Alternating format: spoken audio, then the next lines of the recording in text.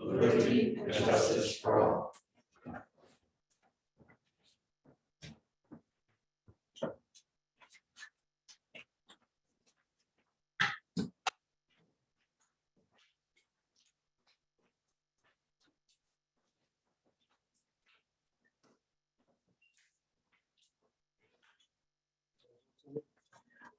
With some more, proceed, go ahead, proceed without waiting. Just grab something, but Part of our tradition is to hold a moment of silence for men and women in uniform and those fighting the pandemic.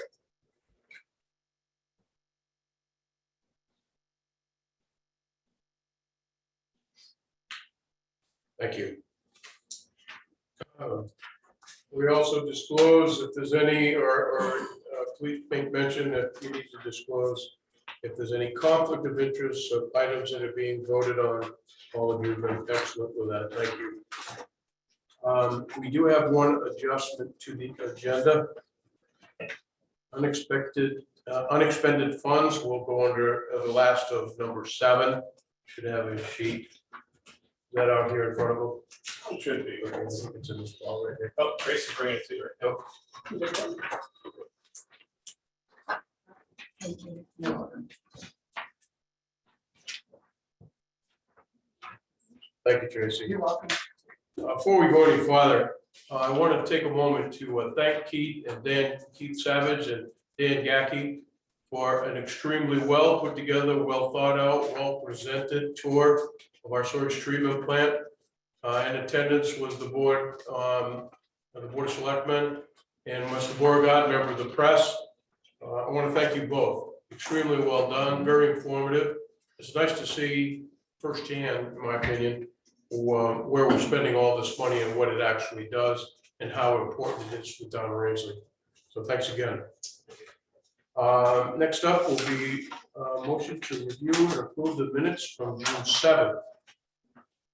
Mr. Chair, I make a motion to approve the regular meeting minutes from June 7th, 2021. The revisions were.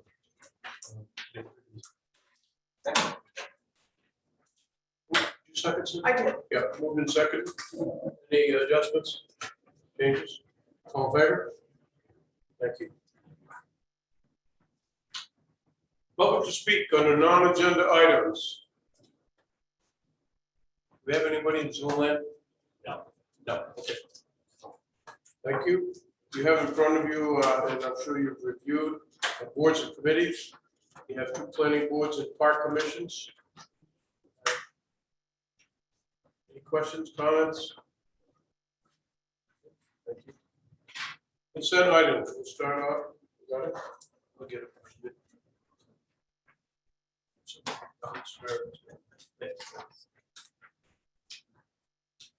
Excellent. Liquor license, Furbish, Brew House, and Eats. I'll make a motion that we approve the liquor license renewal application for the Furbish Brew House and Eats as presented. Second. I didn't find anything wrong with the application. Anybody see anything? All right. So can we just remind them they don't have to put the dollar amounts on there? They printed off from the state. I should have seen that more than it was out, but she printed that off of the state's website and had it filled in when she brought it here. So that falls to me, but we would reflect that out before. I remember last time. Thank you. Okay, all those in favor? Any opposed? You're abstaining? Okay, thank you.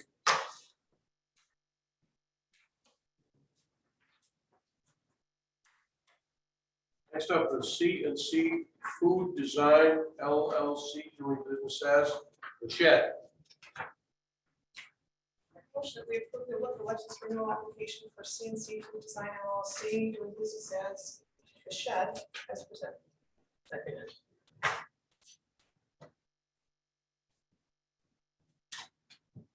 Everybody else set with that? Points, courtesy. All in favor? Thank you. Appointments to the school board. I want to thank Deb Ladd for winning the election by the most write-ins and for second for the most write-ins, and you agreed to do it. Sure. Thank you. Well, Anybody have any questions for Mrs. Ladd? Need a motion to approve the appointment. Chair, we approve Deborah Lynette for a term of 3 years. The Rangeley, Lakeville School Board. Moved and seconded. All those in favor? Welcome aboard. yes. In all honesty, thank you. Yeah. Stepping up. Yes, indeed. Event permits, Stars and Stripes Run Walk on July 4th. We approve the event permit application submitted by Rachel Health and Wellness for the Stars and Stripes Run Walk to be held on July 4th, 2021. Second. Moved and seconded. Comments, questions? All in favor? Thank you. We have a donation for improving and expanding our July 3rd fireworks for Mr. Craig Sargent. He's donating some money towards this. We need a motion to accept his very generous donation. Mr. Chair, I make a motion that we accept Mr. Sargent's gracious donation of $5,000 to be used towards fireworks for this year's celebration. Second. Good seconded. Anybody like to say anything towards that or no set? All those, yes, So I was just wondering, where we do have people that do donate, is there any way we could put that in the annual report? As long as they're willing to have that done, just a thought. it's a good idea. Thank them publicly again, very nice. Yeah. Good thing. All those in favor?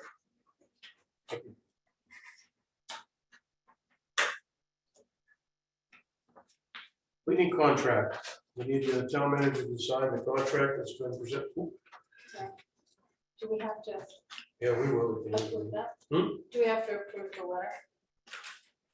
Approve the letter? Do we have to approve the thank yous that we do? Or it's just with this, that's why. Oh, we can sign it, thank you. It's okay. You want a motion You for that? could vote to sign the letter to Craig. Okay. Make the motion, Shelley. I make a motion that we accept and sign the thank you letter to Mr. Sargent Second. and Sargent. Second. Thank you. Anything else? He's already seconded it twice. Let us know when you're done with it. Hey, pay attention.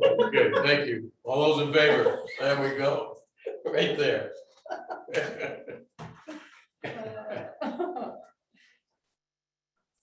Before I move further, you also?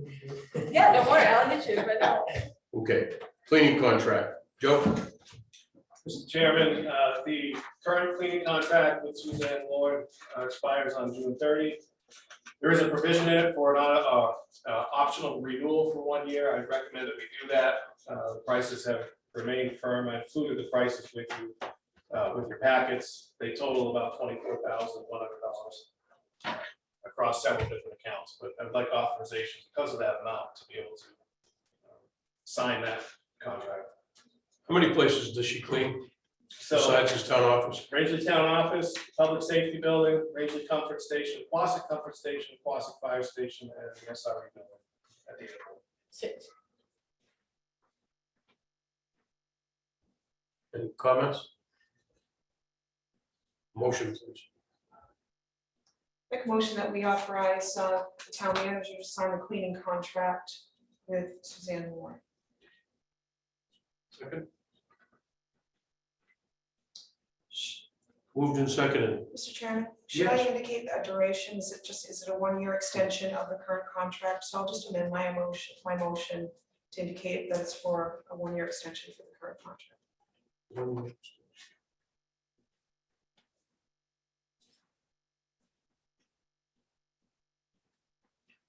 Thank you, Cindy. Mhm. Any other points? All in favor? Abstain.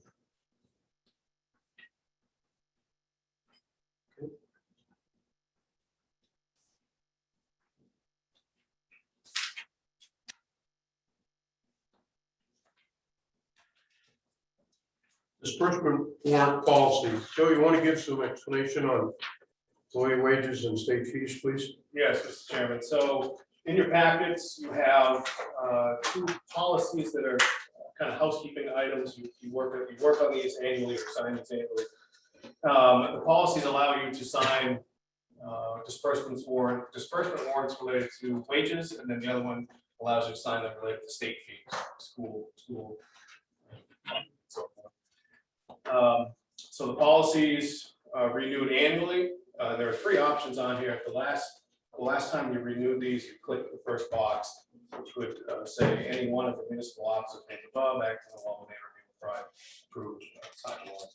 Basically, this allows you to see and sign warrants for these purposes between meetings without having to bring it up. And your accounts payable, just as an aside, is now covered by your code that you adopted, the ordinance you adopted a couple of years ago.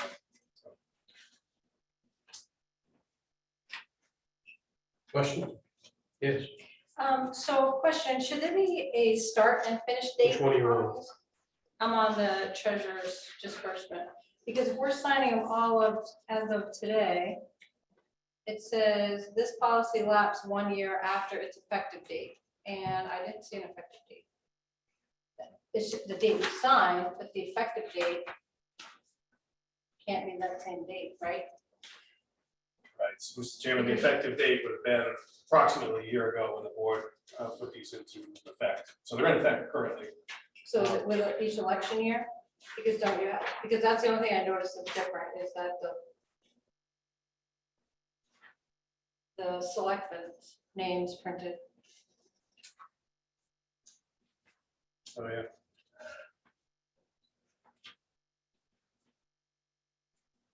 So You it wanna must table go it? each tax year. You can table it till after July 1st, yeah. Yeah, there's a recently elected select person listed in there. Let's table them both then, as they both said. Yeah. It can certainly, I'm sorry, Mr. Chairman, Go ahead, Cindy. it can certainly be retroactive to the date you need it to be.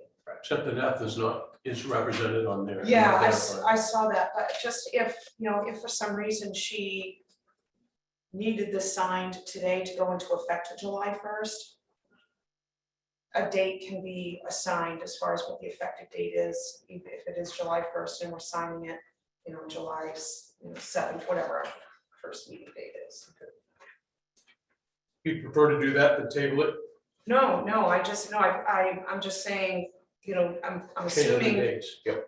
Gotcha. yeah, just Gotcha. assuming she wanted these ready to roll for July 1.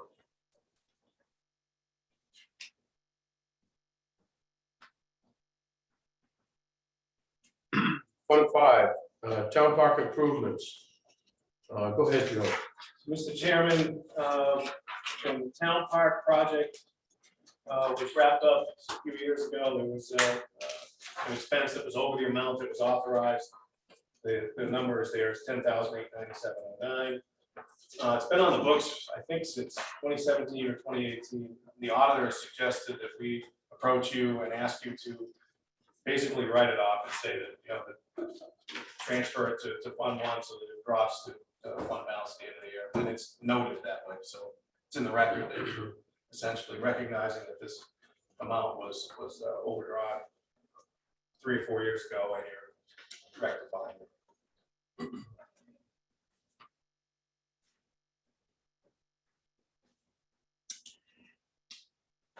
Questions? Yes, Shelley. So was this was this mentioned before previously?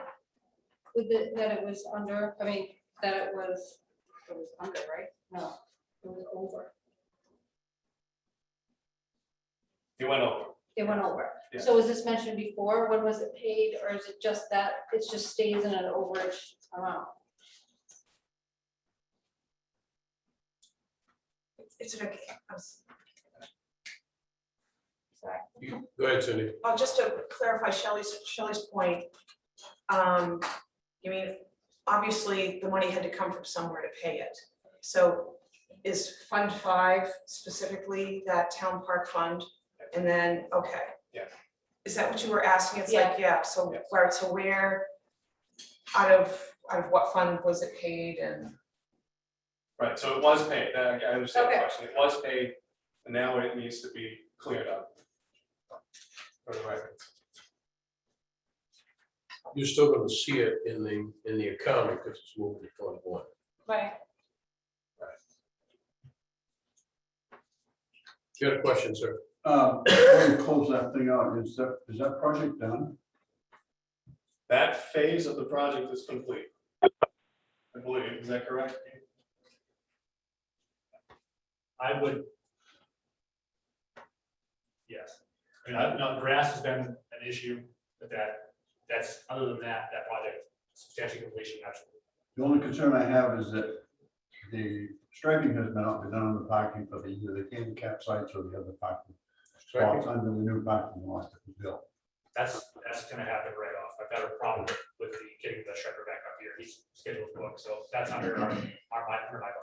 Okay. So that will be done right off. Thank you.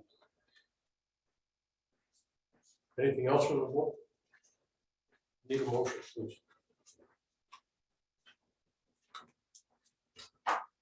So I'll make a motion that we transfer $10,897.09 out of Fund 1 to Fund 5 to zero out this, to bring this balance to zero. Could you repeat that, Cindy? I made the motion to transfer $10,897.09 out of Fund 1 into Fund 5 to zero the Fund 5 account. Where else would it come from? Well, undesignated? Well, I was under the understanding that you wanted this to be zeroed out, so transfer this balance to Fund 1. That's my understanding of it, too, yes. Okay, So you want to put the balances in arrears into, This fund is gonna be zeroed. Right. okay, Pardon me, Fund 5 will be zeroed. Because it has Okay. been paid. We're not okay, so shifting we're, money. all right, so you're not bringing the account to zero, you're transferring out the negative balance, that's what you want, okay. All right, so I'll amend my motion that we'll transfer out the Fund 5 negative balance of $10,897.09 to Fund 1. Second. They're all clear as mud on that one? All those in favor? I'm gonna abstain on that one too, but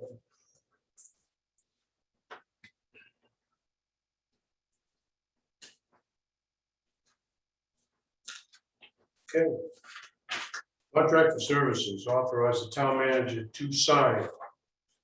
Joe, give us a description on only fire protection, but also solid waste. Go ahead, Joe. We'll do those individually, incidentally, but Thank you, Mr. Chair. So the first one in the lineup is contract for fire protection with Adamstown Township, Bowmantown, Lower Cup Septic, Leachtown, Oxbow, Parkertown, Palmachini, Township C, Richardson Town, Upper Cup Septic. Total is $30,728.05. That's an annual contract. Next one in line is contract for fire protection with Dallas Plantation.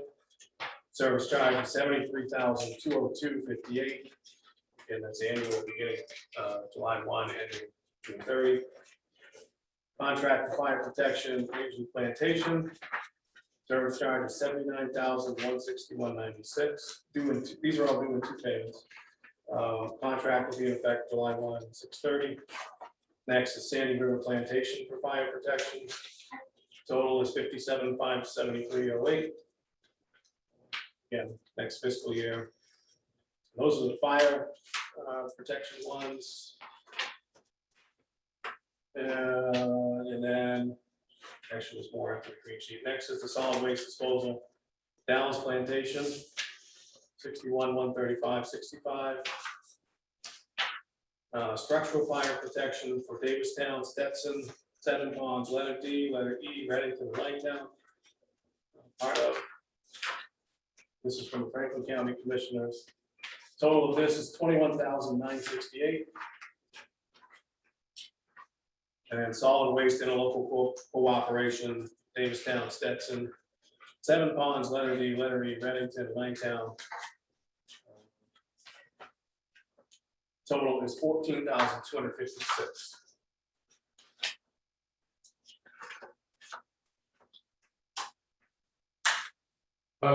Any? Let me start again. We used to have occasionally a problem with Oxford County. Experienced any of that recently? That's my knowledge. Okay, We went over and that was 4 years ago, we went over that with them, explained to them how the work. Yeah. Basically, they didn't want fire protection anymore, and then some folks from Pleasant Island made some phone calls. And actually, we knew we had the one. yeah, this went on for quite a while. All right, starting off with, thank you, Joe. Starting off with the fire protection grouping. Need a motion to allow the town manager to sign. Make a motion, allow the town manager to sign the fire protection contracts.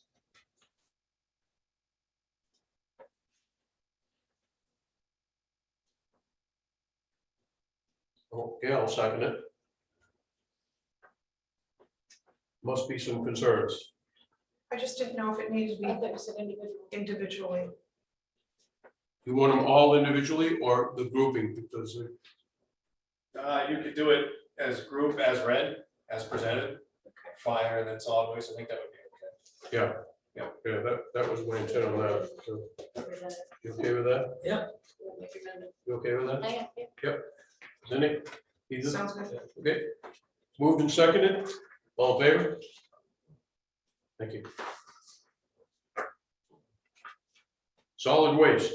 Mr. Filbert, Yes. if I could, sir, just to give you some information, if anybody asked, that what he read constitutes over 500 square miles of structural firefighting area that we have to cover. On the way down from the sewage treatment plant tonight, I had a good fortune of having the town manager ride with me. And what we saw today, I think enlightened, certainly did me, and I hope it was insightful. I think the next one we need to do is to see what the fire department does and have a presentation from you all. Because what you cover, as you just stated, is an incredible amount of acreage, a lot of buildings, a lot of responsibility. Along with that, I don't know if the chief has talked about it yet, but we're trying to revamp originally the board of selectmen passed a building ordinance for the fire department, but it was never signed. We can't find some signed copies, so we'd like to work on that to bring that, re-enliven that thing, because there are other departments that are doing building for some services. And it's for non-residents, and if not, the residents and the taxpayers are not. Other end. Yes, and I think, I remember what Dennis Remember is alluding to. I don't think anything was, I think it got to the point where we discussed it in the meeting, Dennis. I'm not sure it got much further than that. We signed the document, but it's not signed. Okay, So, because other towns are doing it, and Chief Bacon had mentioned that, sounded like a, yeah, so I think you'll see something coming from him on that shortly. good. Yep. We have a motion? No, we don't. Need a motion for the solid waste. Make a motion to enter into a contract for the solid waste. second. Moved and seconded. Any further discussion? Yes, Mark. Are we gathering enough information on what we're receiving and for solid waste and the services we're providing for fire, that we're charging enough to, be fair to the taxpayers in Rangewood, or are there some areas where maybe we should beef up the information that we're gathering to make sure we're not. Yes, Joe. So, Mr. Chair, one of the things that I've talked with Keith about recently is solid waste. We don't have answers to that right now, but we intend to look at that over the next year or so to make sure that we're covering costs for what we're receiving for solid waste. Fire protection, I have had a couple of marginal conversations with the chief, but we haven't gotten that far into it yet. So we will look into that going over the next year or so.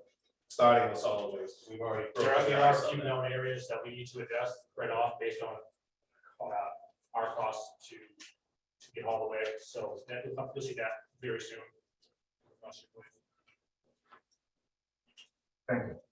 Thank you. Dennis?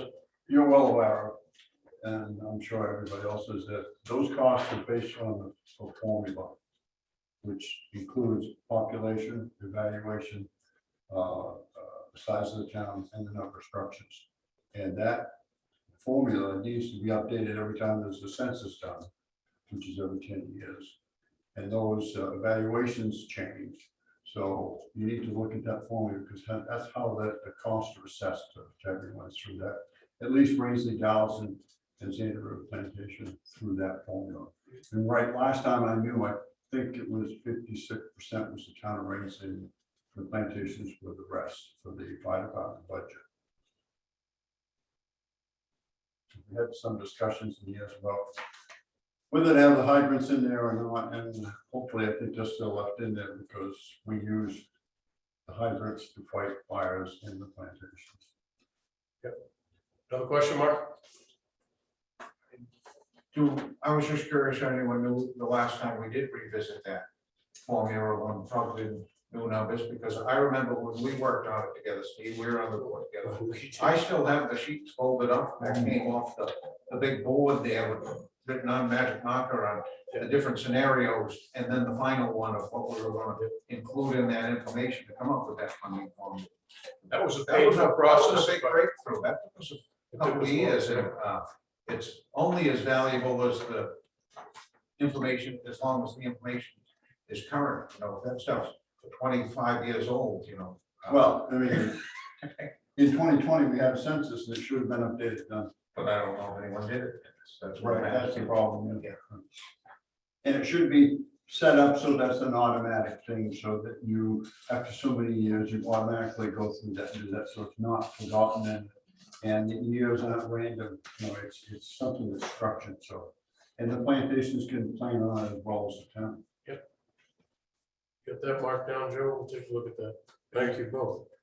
Anything from the board on that? All in favor of the solid waste? I will, thank you.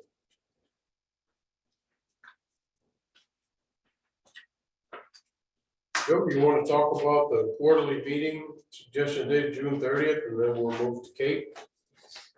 Yes. No, excuse me, Kate will come a little bit later. Yes, Mr. Chairman. So the broadband delegates have been working, they've been meeting weekly, actually. Kate's going to get into more of an update on that, but where they're at in the process is they are recommending or proposing to you that you meet as a group in your quarterly meeting fashion and have actually everybody, each member of the board, if they're able to attend, go to that meeting to receive a formal update on broadband and talk about next steps. And the date for that's been proposed and agreed to by some of the plantations is June 30, which I believe is next Wednesday at 6 p.m. In talking with Chief Bacon, he's agreed that he could make the Boston station available for that meeting. So I think it would be a good idea to meet at the Rangeley, the Boston station rather at 6 p.m. next week. And again, it'll be for an update on broadband in a quarterly meeting fashion. I know there are other things we'd like to talk about, but I think on that agenda, broadband will be plenty to. Yeah, there's a lot to talk about with broadband. You'll get a very concise update from Kate Williamson, but I'll tell you that our clock is ticking, so we should be, if we can do it that night, highly recommend it. You like a motion? Yeah, for that Mr. Chair, day? if you can make a motion to attend the quarterly meeting as a board of selectmen, that way we can post that ahead of time if it meets requirements, so that way. Y'all good with that date? Good down, yep. All those in favor of that day, oh, excuse me, I'll make a motion that we do the June 30th date at 6 p.m. at the Quasit Firehouse. Second. Thank you. All those in favor? Thank you. Stay tuned for Kate, because it'll be a good presentation. Next up is the carry forward ones. Joe, would you give an explanation? You have a sheet here in front of you about that. Oh, yes. In preparing, well, in working on the pre-audit stuff and also preparing for closing the books. Rebecca and I were talking and asking the board's authorization to carry forward $6,000 unexpended funds in the HRA account. That's the health reimbursement account. This operates from January 1 to December 31, so it's a little skewed from how we normally do things in terms of fiscal year budget. So what we'll do is we'll keep an eye on it when we build the budget next year, and whatever's left, we'll adjust kind of the way we did this last time. This is another suggestion by the auditor to do this, which I believe you did last year as well. Questions? Need a motion? Mr. Chair, I make a motion that we carry forward $6,000 for each of the account. Second. Anything from anybody out here? You all set? All those in favor? Thank you. No correspondence, correct, sir? I have none, Mr. Chairman. All right. Very good. Old business. Bill, why don't you give us a brief explanation of who's here and we'll go from there. Sure. So a while back, as you recall, we issued RFPs for human resources and labor negotiation services and also economic development services. We received 3 proposals for the human resources services and 1 for economic development. Tracy's reached out to all the folks that responded, and it looks like at least most of them, actually, I think all of them are here tonight. And Tracy will have to remind me the order in which we're going to ask the guests to speak. They've been provided the information you have in your packet, which is really just 3 basic talking points to kind of introduce themselves and get acquainted with you. And I've asked also informally, or suggested that these last for about 5 minutes apiece. If it goes 6 minutes, that's fine. Whatever you're comfortable with. The intent is to have an icebreaker so you can get to know these folks that have graciously taken the time to provide proposals to the town of Rankin. So Tracy, do you recall? Anna Lee was first, Josh was second, John was second. Okay, so Anna Lee will go first, Josh will be second, and then John will be third. Italy is number 1. Yeah. And Western Mountain Consulting is 2. Josh. Yes. I can't Yes. remember, I don't That's have the Western RFP in front of me. Yeah. And then John is the third. Is that right? That's correct. Mr. Chairman. Yeah. Any questions for Joe? Or we invite Annalee? Anyone? Okay. Annalee Rosenblatt, how are you this evening? I'm doing well. How are you? Good, How are good. you, John McGow? John and I know each other from way back, huh? So doing well, thank you. Go ahead and give us your presentation, Annalee. Okay, so it's I don't want to be presumptuous, but I also don't want to be awkward, having known many of you for 6 or 7 years and worked with you quite a bit. So I don't want to be presumptuous by repeating what I do for work because I've been doing it for you. So I'd like to just talk about some things that I've done for the town beyond negotiating collective bargaining agreements, handling grievances that aren't addressed in the proposal or in the contract, but I've done above and beyond that contract. The biggest being a search for your police chief, a search for your interim town manager and your current town manager, managing those searches for you, and getting some people I think you liked pretty well that have been working there. I've sat in on interviews, helped the police chief hire police officers, the fire chief. I didn't do the search, but was intimately involved in getting him set up for an interview and participating in that interview process. I've been self-employed doing this kind of work about 30 years now, maybe a little bit more. So I'm very familiar with the players in the state of Maine at all the agencies that we deal with on a regular basis. And I'm very familiar with the issues and the needs of Rangeley. The feature that I think that makes me unique among consultants is the flat fee that I offer you.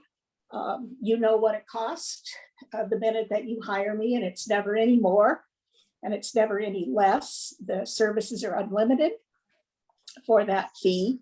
And it's pretty desirable for most public employers who have to have a budget.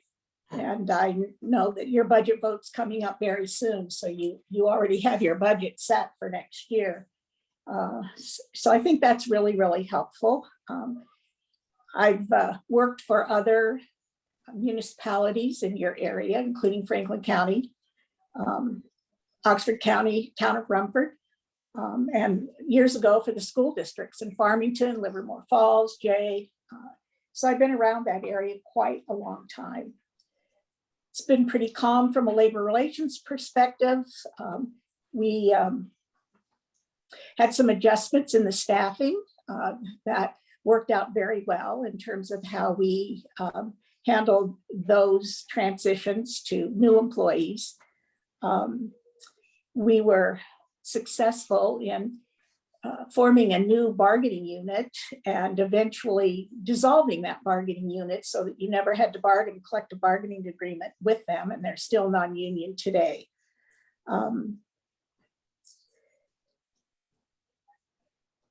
So I've been handling your exit interviews, a lot of it by Zoom lately, unfortunately. So I haven't had to come up to visit with you, but I've had the opportunity to meet business people in town and work with them on these hiring committees or their business.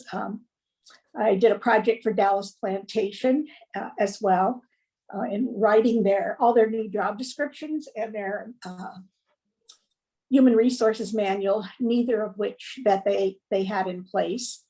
We did that from start to finish and helped in them hiring a new town clerk who is like their town manager because they don't have a town manager. So other than that, you were very, very familiar with the work I've done. Two of you have been involved with me in collective bargaining that's currently going on. So thank you for a chance to interview tonight. And I think it's a good decision you made to take a look around to see what's out there. And I thank you for your time. Thank you, Annalee. Questions from the board, please. It's because we know you, Annalee. Thank you. Yeah, that's why it's harder to do this when I know you all so well. No, I appreciate you taking the time this evening. Next up is Western Mountain Consulting. Good evening, everybody. My name is Josh Bowman. I represent Mountain West Consulting. We are currently based out of, our corporate office is in Scottsdale, Arizona, but we are working out of 11 different states, and we have offices in all those 11 different states. We currently represent clients in California, Nevada, Arizona, Rhode Island, Maryland, Michigan, New Jersey, Ohio, and Rhode Island that are part of one collective bargaining agreement. So we're very knowledgeable when it comes to union mediations, union grievances. You know, our simple solution, what makes us different than some of our competitors is, you know, we offer simple pricing. There's no minimum because we know that we don't mark up the cost. We don't have a retainer. There's no admin fees. There's no contract fees. You know, our commitment in working with municipalities or government entities is that we have a 24-hour turnaround time. And that's very key. And one of our big passions is if you reach out to us, we're available 365 days, 24/7. You know, we understand things happen either with the fire department, the police department, or utility, public works in the middle of the night, and we're going to be there for your supervisors. One of the big things about us is we just went through a huge collective bargaining agreement that we amended our attendance policy, and we were working with 7 different collective bargaining agreements. and we only had one change after we initiated that contact with the union. So we're very present and we understand what the union wants and looks for, and so we understand both sides of the table. Something very key with us is we have a 97% win average going to the Workmen's Compensation Board, because we know what they look for, we know what we're going to look for, we know where the key identities are walking into those meetings. The same thing for the Human Rights Commission, and then also the Labor Relations Board. Working in California, dealing with union mediation, we're very clear and consistent on that. We proposed pricing from one, the HR perspective, but two, from the compensation plan. We're very competitive with our pricing, and why we are competitive is because we're growing on the East Coast, and we want to start making new partners. On the phone with me today is Brendan Lemieux, who's our COO. We have a team of 22 at the moment, and we are consistently growing. Our most recent projects, we're working with a client down in Charleston, South Carolina, on a big project with the housing authority down there. And the names and contacts of the two references that we provided. One of our biggest clients that we have is Arizona Public, APS, Arizona Public Service, and they're a utility client that represents part of New Mexico and Arizona, and we provided two contacts with them. Brendan, did you want to say anything on the call? I think that was a great summary. Josh, thank you for everything that you were able to point out about Mountain West Consulting, and we do appreciate your time this evening. And thank you all for listening. Happy to take any questions that you guys have. Any questions from the board? Yes. How many towns do you currently HR services for in Maine? We currently have 0 towns that we represent in Maine.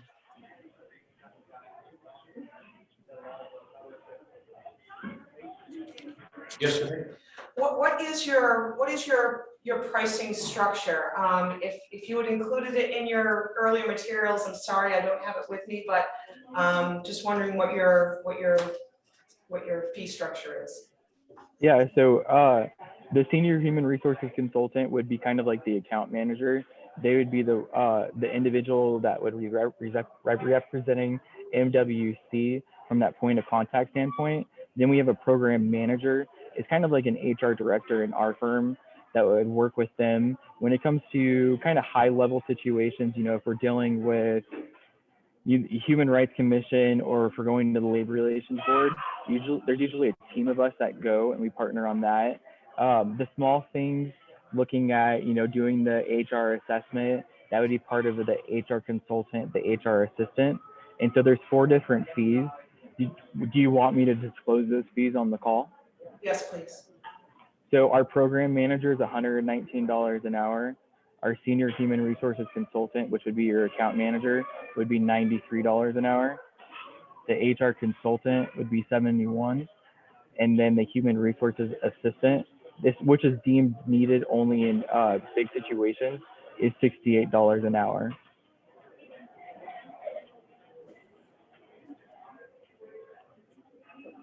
Any other questions? No, I'm all set. Ethan? How many municipalities or towns, cities have you worked with that are close to comparable to the size of this place? So we've worked with Scottsdale School District, and then we are currently working in Charleston at a housing authority. And so we're very consistent with the number of employees within your organization. We're typically in the little bit more of 1,000 employee to 500. And so we're trying to partner with municipalities on the lower end threshold of an employee headcount to really drive that customer service, that 24-hour turnaround time commitment. So what's happening behind the scenes, and you're not left like, hey, what are they doing? When are they doing it? We provide transparency and communication, and that's one of our 4 pillars of our commitment to you. Thank you. Anything else from the board? Joe, any question? Thank you very much. Appreciate the presentation. Absolutely. Next up is Norman Hanson from Detroit LLC. Hello, good evening, John McGow. Can you hear me okay there? Here you fine, thank you. Perfect, perfect. Appreciate this opportunity to talk to the board. Good to see you, Annalee. Yes, so John McGow, I'm new here to the firm, started my practice back in February. Prior to that, I've had a pretty long career in HR and labor relations in government in Maine. Go back to early 90s, I worked in the state legislature as a chief of staff, as legislative aide. I then went to work for the city of Waterville as the assistant city administrator and human resource director. And interesting story from there, I met a certain city councilor who then later on hired me many years later for a different role. But between that time, I also served as human resource director for City of South Portland, very large city, about 500 employees at that time that I was human resource director.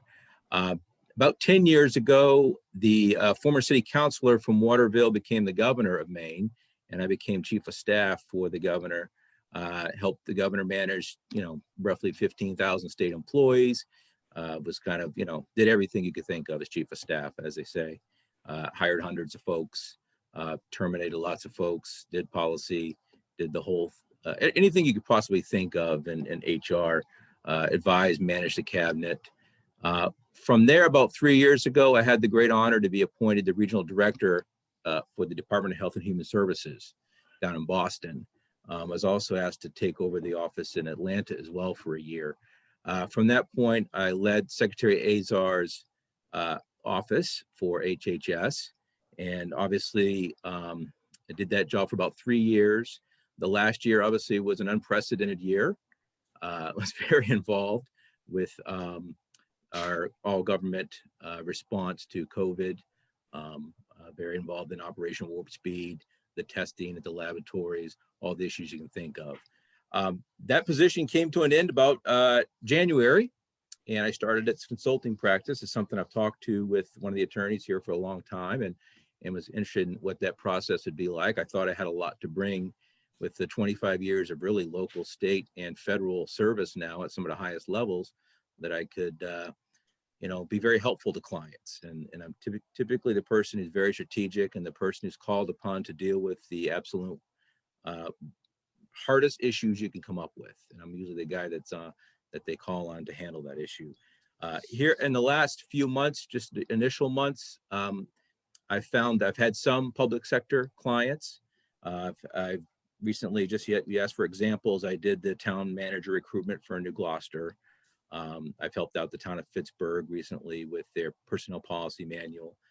There was a sewer treatment district quasi that I designed a due process hearing for them. They had a terminated employee. Let's help them out with that. I've also found that my services have been in a high demand for the private sector and a corporate world. So most surprisingly, I've done a lot of corporate work at this point. That's, I've done some racial and religious discrimination cases where I've done lawsuit investigations. I've done some sexual harassment investigations, pretty comprehensive, things that are probably end up going to Maine Human Rights Commission. Facilitated some workplace conflict meetings with folks. I've done a lot of personnel policy reviews. There's been a great demand on that lately, especially with the earned paid leave law changes last year, trying to revise companies' PTO policies. Developed, you could think of it. I mean, FMLA policies for newly eligible employers. I've even designed job applications for folks. So, I've done a lot, I would say mostly corporate in the last 3 or 4 months because there's been a huge demand for that. But I certainly bring a really long wealth of experience in public sector and have negotiated dozens and dozens of labor contracts, as Annalee knows as well. We've served in the same group together. So any questions from you folks? I really appreciate the time to speak with you and get to meet you. Thank you. Questions from the board? Yes. So I'm just looking at your proposal and where it says that it's $50 per hour for travel. Is that just for travel, or you charge for mileage too, or is that all included? That's all included. So I would, typically charge the mileage to the firm. But what I did, just recognizing that it's a hike from Portland to Rangeley, is to try to come up with a more attractive travel fee. I, as a person who's used a lot of consultants in the past, used to hate the idea of paying for travel. So I think that was just an incentive that I try to do.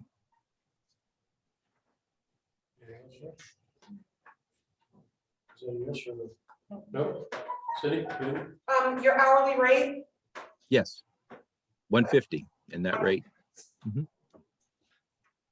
and do you charge do you charge for paralegal fees or legal assistant fees as well? That's one. I guess if he had to, I haven't had to use a paralegal. I'm pretty self-sufficient in that. You know, I think what we did have is I set the attorney that and someone I've worked with for many years, Bob Bauer, so basically, if you get to a situation where you need to take a case to the Maine Human Rights Commission and you want legal counsel or you want that type of advice, then I would definitely bring in someone like Bob. Known him for a long time here at the firm. He's, you know, all kinds of positions. He's chair of the Maine Civil Service Commission. He's the employee representative on, what is the group? Maine Arbitration Conciliation. So he's done a lot of casework, obviously. So I put a separate rate in there if you needed specific legal advice or help. But, you know, if the case did reach a point where there's litigation. But as far as, you know, paralegal stuff, I probably do all that stuff myself. Even You said the range is quite a hike from Portland. How often have you ever made that hike? Well, it depends all the time. I mean, You're familiar? yeah, of course I'm familiar with range. That's what I'm I lived in Maine for 30 years. So, yes. Okay. Yeah. Well, I know plenty of people that live in Maine that have never knocked the door up here. So. I actually like vacationing in the mountains better than I do the ocean because I live in Brunswick, so I see the ocean all the time. So it's funny how people are, they want to vacation somewhere else, but very familiar with Rangeley area. Thank you very much. I Yes, appreciate thank you. you taking the time this evening. I appreciate the time. Thank you. Okay. Next up, we're going to have a presentation from the One Person for Economic Development. Hello, Daryl. Good evening, everyone. Thank you for having me for a meet and greet interview tonight. Much appreciated. I guess I would just talk about my common sense approach to economic development and how to maximize public-private partnerships and getting the job done and connecting with the resources, both grants and all of the issues involved with the nuances of tax increment financing and all of the other elements that makes economic and community development tied in with the infrastructure. And all of these projects build, sort of creates a position of investment for the Rangeley community and the Rangeley region. So I'm proud of that in my 5 years working with you folks. I want to bring these projects home. Usually an economic development plan and implementation is a 5 to 7+ year commitment. And we're getting so close on a lot of things, a lot of infrastructure happening all around town, sidewalks, boat ramps, docks, and all, you know, road work, and tons of all of the community infrastructure pieces are starting to happen and have been happening the last 3 years. And I hope to add, you know, workforce sustainable rental housing and other projects, as well as the right kind of business mix to tweak that. I'm very comfortable working with the local businesses. That's one of the things that I enjoy, and how to match up the resources to help businesses as well as save the municipality tax dollars. One of the things I feel I sort of fill a niche where I come in as a consultant, as opposed to having an economic and community development director or specialist, and you know, you're paying medical and all the other benefits, perks and all of that. So I think what I offer is a good value for the town that does make a substantial return on the investment. My economic development consulting, been doing that for about 7+ years. Prior to that, I had 25 years plus doing economic development and community development work throughout Maine and the Finger Lakes, and I've taken on other consultant projects through the years. And so I understand the dynamics and the dramas that go with all of the municipal process mixing in with the private sector as well. So, but I enjoy it. That's, I don't know if there's probably a diagnosis for this, but I like doing what I'm doing. And I feel that Rangeley is well positioned right now. There's a lot of positive chatter about Rangeley as a place to do business, and that'll be the next phase too. When we look at the industrial park and we get the TIF up and running, and we look at all of these other issues, including broadband, I feel I can help make this happen in the next 12 to 18 months. So I'm excited about that. I have a resource team of colleagues that I work with that range from engineering and legal, business development, site location, and so forth. And so even though I'm a sole proprietorship, I have these folks always to work with and provide other materials that are needed to get the projects done. So I ask that you consider my proposal. And the other thing, there was some talk earlier with pricing, and I have a rate sheet that I use, and that varies based on a municipal rate, government rate, and the private sector rate. But for Rangeley, the last 5 years, pretty much it's been static. I haven't really adjusted my fees that much. And originally I did have travel time and mileage fees. And what I've done this time is almost an inclusive flat rate where at least the first 2 visits are included with the monthly rate. And that matches up with the yearly rate that I submitted on that form. And so that being said, at $90 an hour, even 50 hours a month, which is 12 and a half a week, that's $4,500, which is higher than the rate that I'm asking for in my new proposal. And in the past, I've done 70 to 80 hours a month. So sometimes that's $6,000 or $7,000 in value. Plus I, did the travel time. So I feel that this is going to be a good fit for the town, especially when we're so close to hitting the next milestone and enhancing the tax base. Thanks. Thank you, Darrell. Questions from the board? Cindy, anybody? No? Darrell, thank you very much. I appreciate you all coming this evening. We're going to have to take a couple of weeks to think about this thing, and we'll be getting back, or Joe will be getting back to you. Thanks again. Thank you, everyone. Yep, thank you.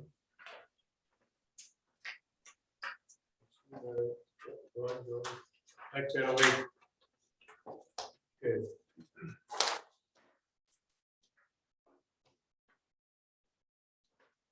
Next up is LD 1312 update.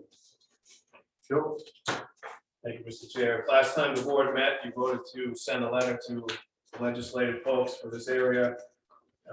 They received it and took it to their colleagues in the Senate legislature and were effective.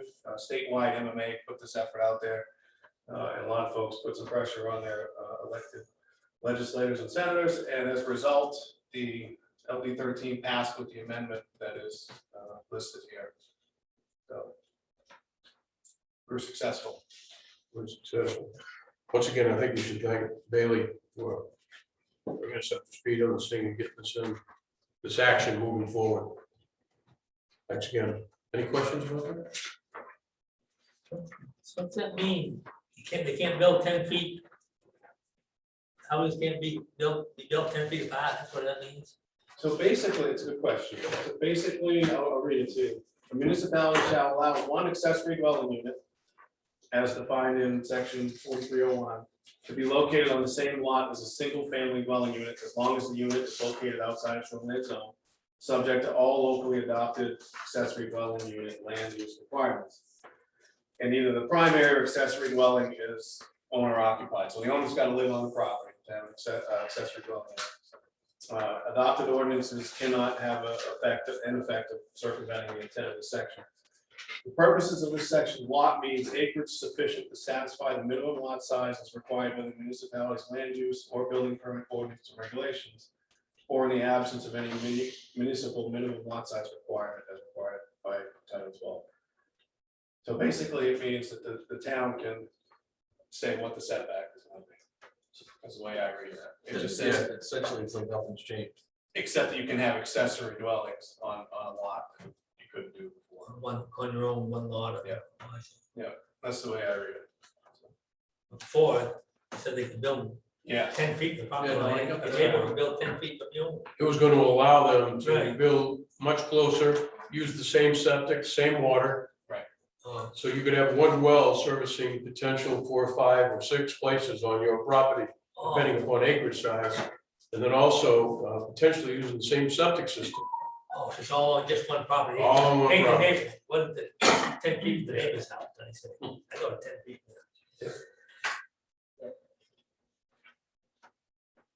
Anything Well, else? then we're gonna allow the setback, 5-foot setback to go everywhere, and that would give you 10 feet into the houses, so. But we only arrange our downtown areas have that 5-foot setback, but our other stuff at 20 feet, so hopefully that, none of that changes. Anything else on that? Thank you, Joe. Kate Williamson, are you with us? Yes, I am. Can you hear me? You can, Kate. Welcome. And could you give us an update on broadband, please? Absolutely. I'm gonna preface this with the fact that it's thundering and lightning right now at my house. So if I lose power, I'll try to come back on as quick as possible, but just to give you a heads up. So as you all know, I know that the town manager and the chairman have been keeping you updated on what's been going on with broadband. We've been working on this for a very, very long time. And we've had a lot of proposals over the years.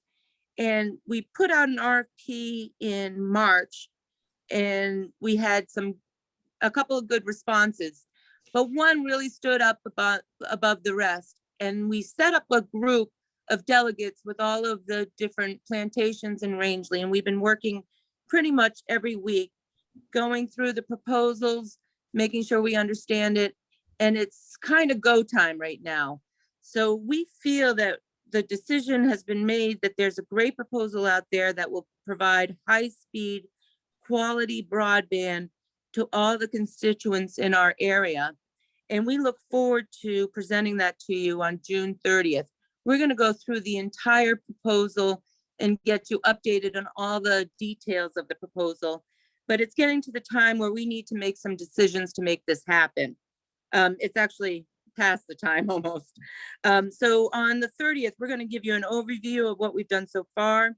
We're going to give you a highlight of that solution overview for those of you who don't know it.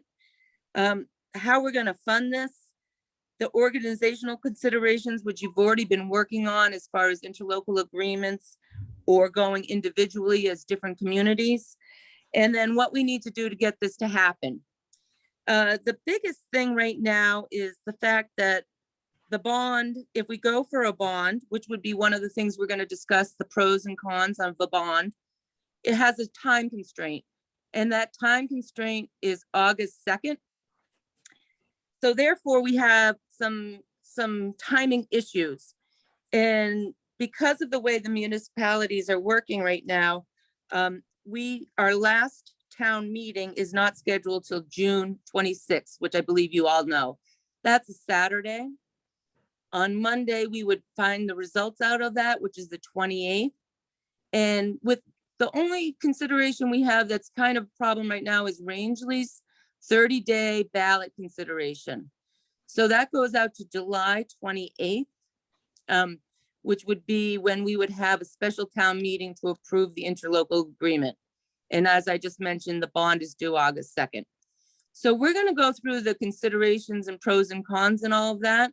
But I wanted to give you a heads up that we're going to need you to think about the potential of doing a town hall type meeting where we would do a vote, and that would eliminate the 30-day requirement for ballots to go out to the public. This will allow us to look at all our options, honestly, consider them and thoughtfully, and go through that without worrying about the June 28th deadline of getting ballots out to do a special town meeting at the end of July. Thank you, Kate. Before we had to take questions, I want everybody to know that Kate has put in an enormous amount of time and effort. She's run the meetings with Joe when I'm not here and with me. She's done an excellent job with her team. Kate has shown extraordinary leadership with the other plantations. And Kate, I personally want to thank you because I know how difficult this has been.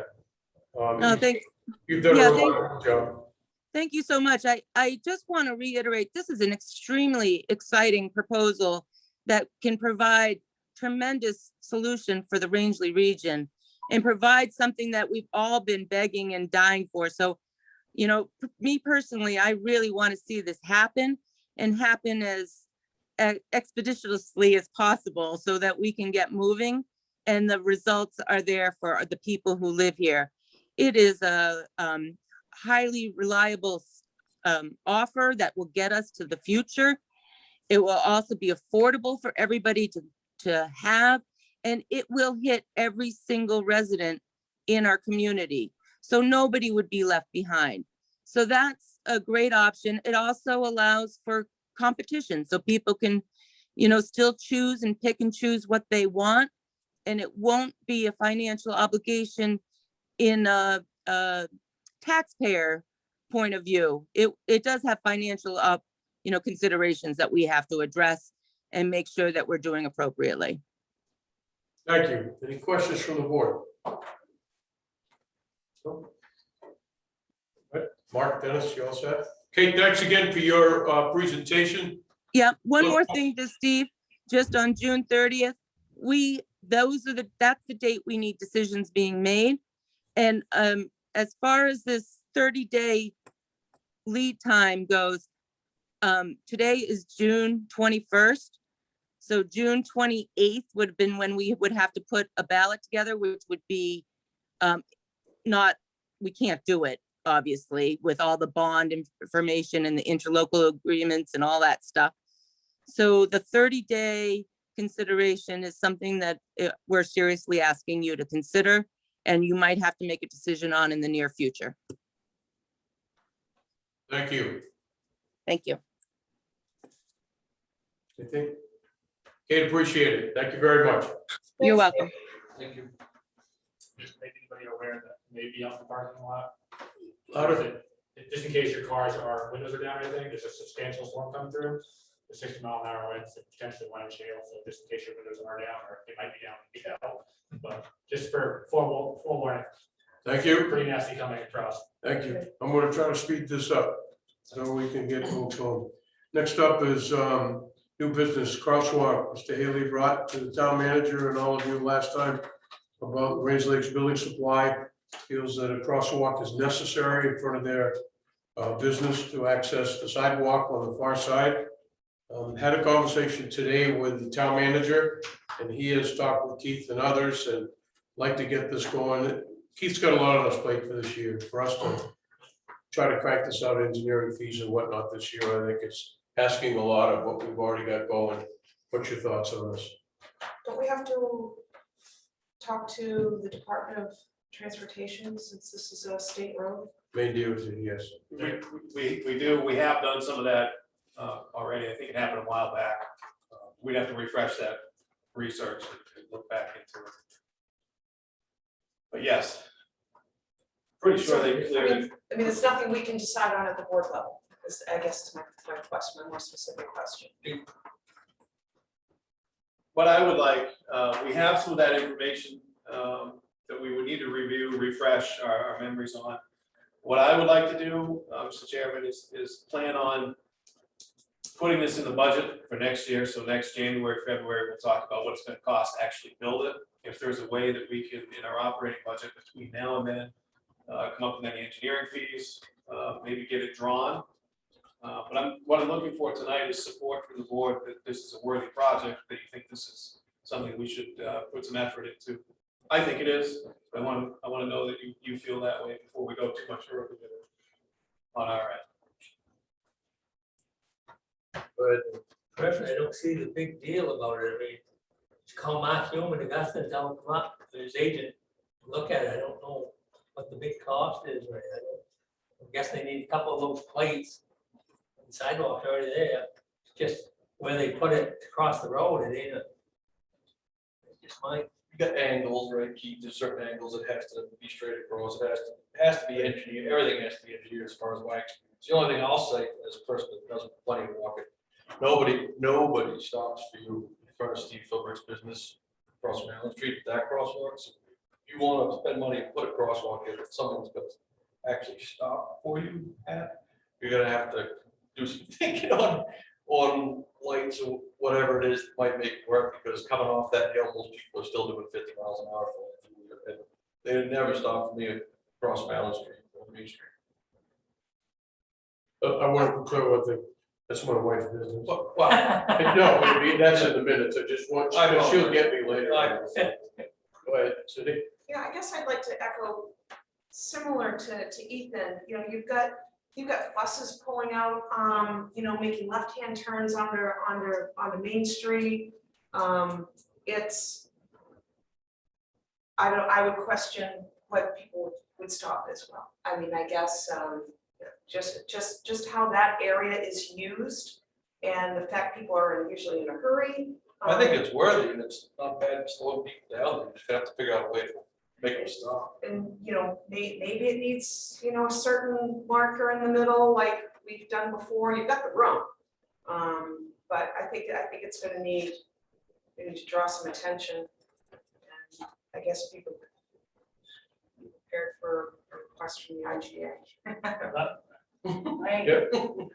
Hang on, everybody. I'm gonna go with the board first. Okay, Chuck, go ahead. So I have actually seen the whole situation. They get in at the exact same time those kids are coming to school, and it is a cluster. It is, I mean, some people will be nice and let them cross, but it all depends on where the line is, because you got people coming this way trying to cut these people off, and I mean, it's I don't know. Trying to pull out of that mess is not good just to go to work for myself.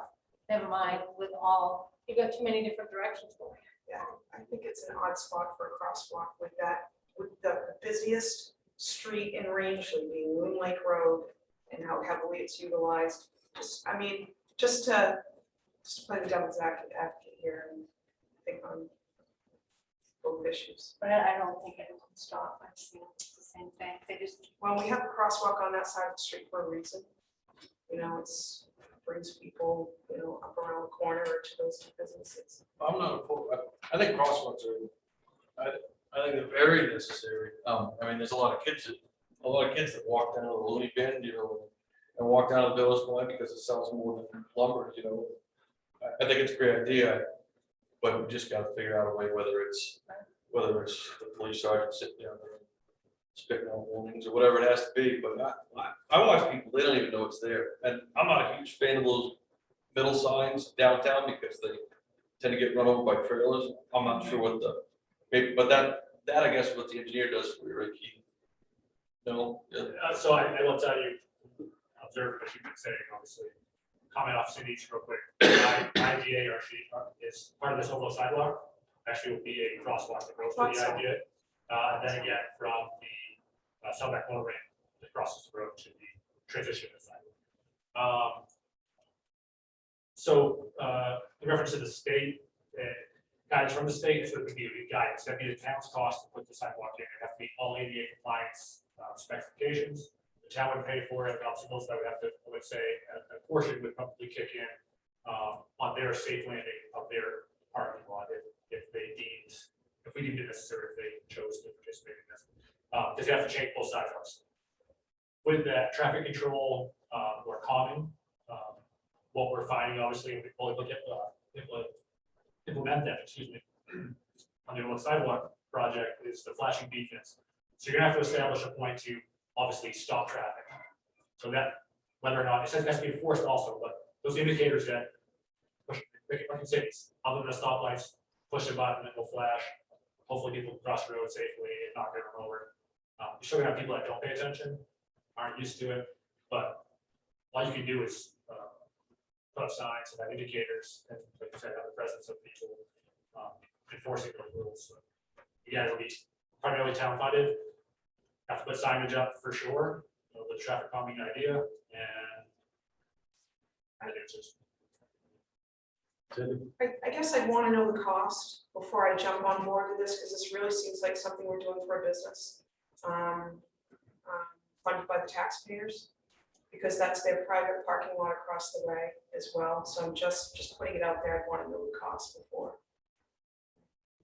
Well, I agree with that, for sure. Yeah, this is an emotion to build right now. That's right. You got a question? Yeah, well, somewhat. I wasn't sure where this was going, but the picture I got when I saw building supply was you got Keats Corner on the corner there, and then AJ's Fat Bike Shop, and then where they tore that house down and put their parking in.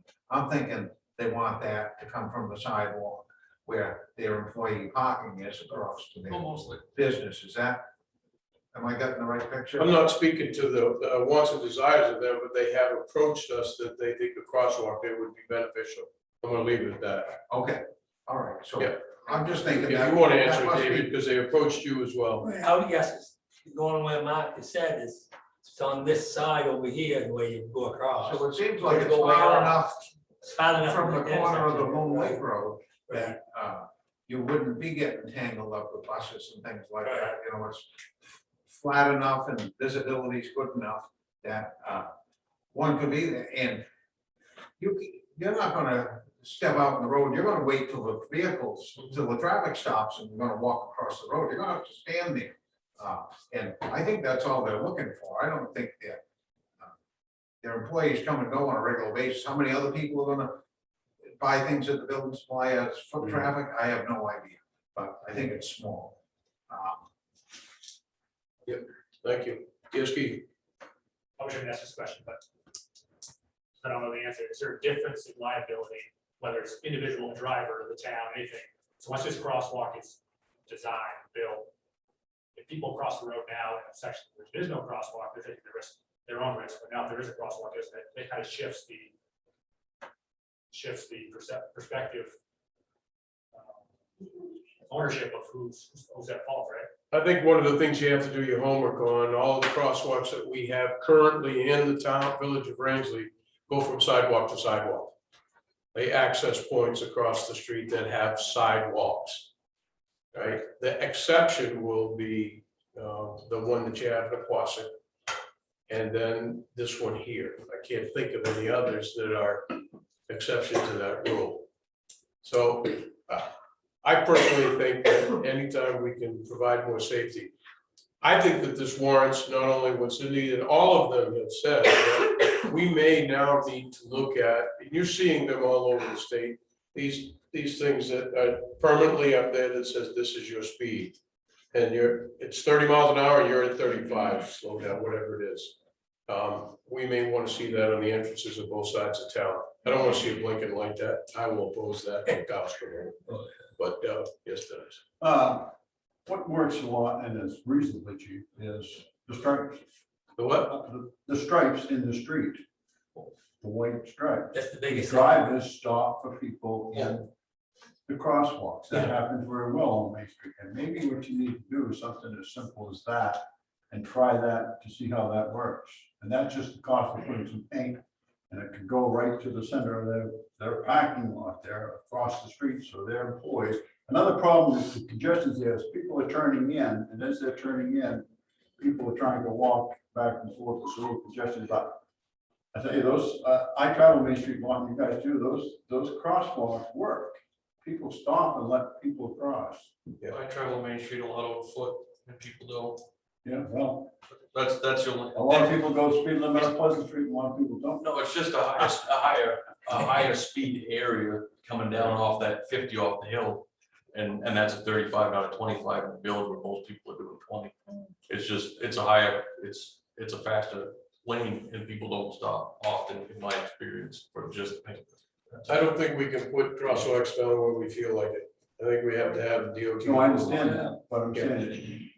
And the minute you put it down, it's gotta be ADA compliant, And we could requires do this. engineering, the little beaded things there. You know, so what's your consensus? We're gonna have Keith and Joe look this over for this year. What do you wanna do here? I think you gotta get hold of the state, see what it involves, and it's big money or a couple $1,000s, I mean, that's what I know. All right, let's find that out for the Get the next state meeting. up there, what can we do? No, that's my whole point I raised. I'd like to know the cost. Okay, let's get some cost estimates and. Now, give me an honest answer now, because I think this is gonna impact their decision.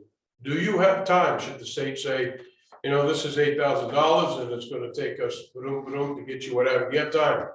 Honestly, so for my position, there's limited work for myself. If you look at the idea of contacting Tim Susi with DOT. Do you have time? Yes. Okay, cool. I'm not trying to shut you off. I'm just saying, you know, don't waste your energies if you're saying to all of us here, look, guys, my plate is jam-packed full here. I don't have If time. I had to build it, absolutely not. I don't have to build it, so. Yeah, okay, thank you. Yes, Another thing, I mentioned to DOT, down in the Quasit, by the front of the firehouse, in front of the 45th parallel. I never followed up on it, but I had them stop and look and see what they do there, put the catch basin in, filling in that swamp, so you got all that area, you park cars. But you talk to them, maybe you feel them out, maybe they take a half of that up. We can fix that whole damn thing down there, you know, right from Route 4, down past that 45th parallel or whatever, all that swampy and all that stuff. Fix that basin there, fix that, so it looks nice. Ain't talking no big money there either, really. Sometimes you get the state to go along with it, get a grant or something, you know. yes. Will you run into problems with like the wildlife and like birds that are in Just their that swamp ditch. area? Just a ditch between there and the parking lot, that's all it is. Nice hole. Anything else? Thank you. Town managers report, department head updates, you have that in front of you. You can see they've been busy. Item of note, there was a big thank you to everybody who helped out with the fire, woodland fire recently, and your name was prominently listed as a thank you. Oh, embarrassing. Yeah. Well, you helped. 3 months. I mean, that, you know, that's. Haven't done anything up there for 2 or 3 months, and all of a sudden, whack. Yeah. Calendar, you'll see the June 30th, the town office is closing for the closing of the books. They do this annually. Please note that it's June 30th. There will be people in the building, but the front office will be closed down so they can complete. June 30th also at 6 p.m. quarterly meeting. We're gonna hold that at the Aquatic Firehouse, 6 p.m. July 5th, Selectmen's meeting is on a holiday. Could we please do it on the 6th? Good with that? Take a look, please.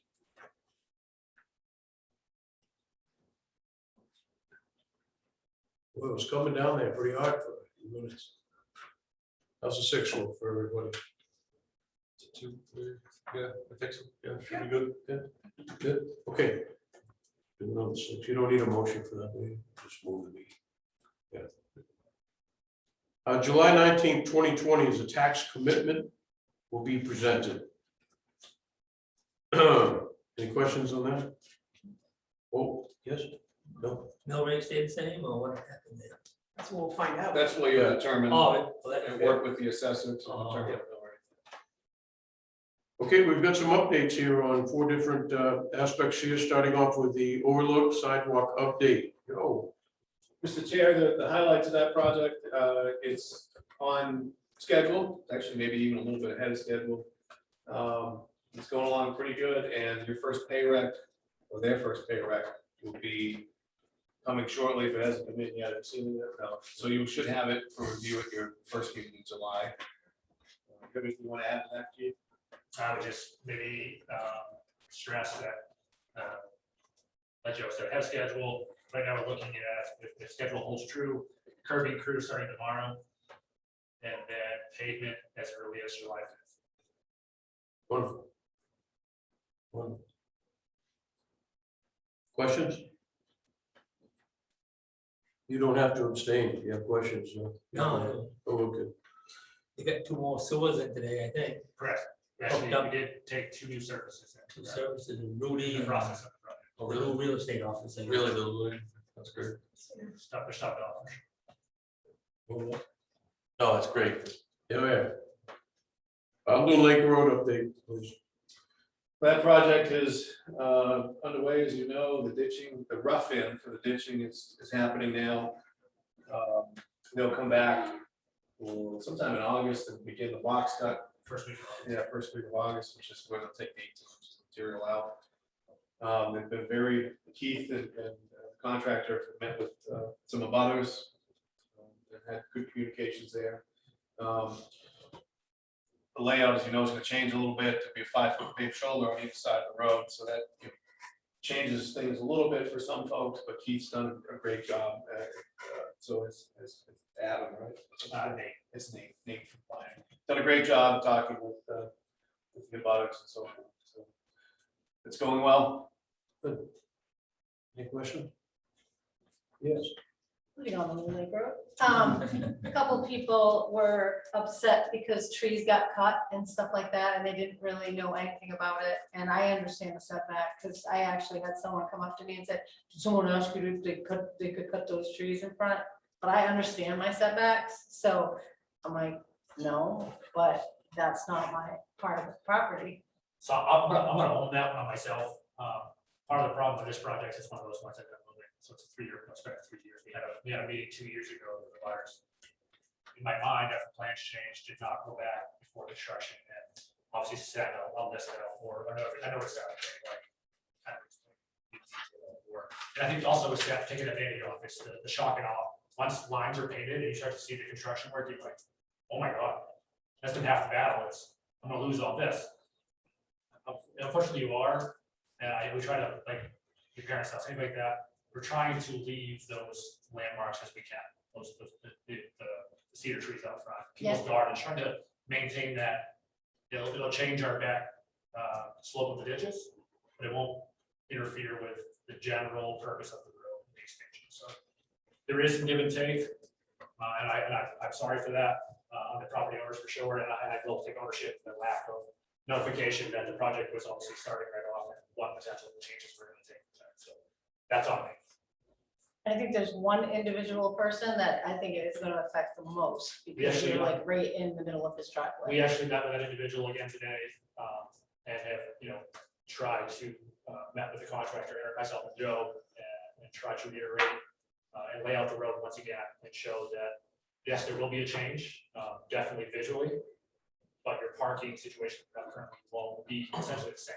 There'll be a change aesthetically, absolutely, but the impact to you should be very minimal in regards to traffic. And the use of the property, it shouldn't change. Their guidance should stay intact and so forth. So Keith's been very responsive. The contractor actually came over with the GPS. He laid out, which is really good for us, because we had done it with the tape measure. He went exactly what we meant, so it made us feel good, but made them feel relieved that, we were telling them exactly what the GPS was telling them. So. Yes, sir. I think they done a super job clearing that. Looks like they saved apple trees where they could. They didn't go up and just mow it right back to the property line. And look, to me, it looks perfect. They didn't get carried away and save stuff. Didn't get it too wide, so it'll drive 100 miles an hour. They are doing a good job. I know somebody in the other project lost a whole bunch of cedar trees and showed up at the property and looked around and went, what the?